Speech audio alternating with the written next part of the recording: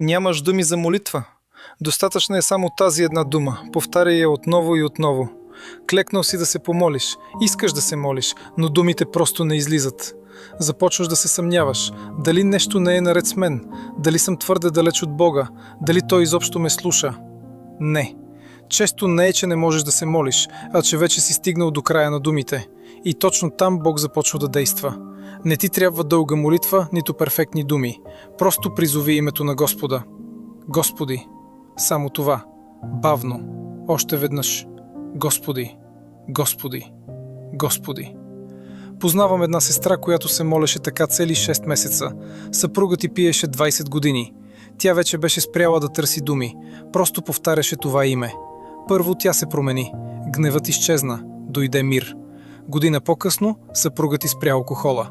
Той й каза: видях промяната ти и се засрамих.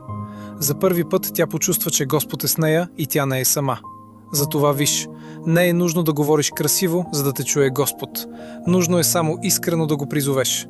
Ако и ти искаш да се молиш, но не можеш да изречеш нито дума, напиши в коментарите Боже. Не е нужно повече. Тази една дума е достатъчна. И я изпрати на човека, който вече не знае как да се моли.